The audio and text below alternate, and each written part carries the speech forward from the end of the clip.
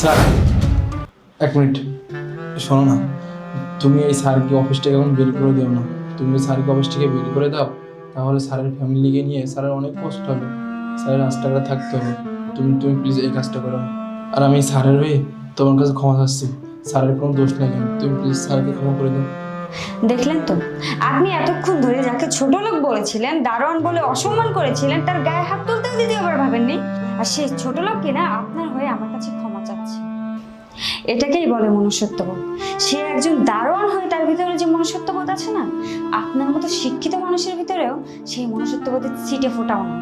যাই হোক, আমার স্বামী যেহেতু আপনার হয়ে রিকোয়েস্ট করেছে, তাই আপনাকে আমি চাকরি থেকে বের করছি না।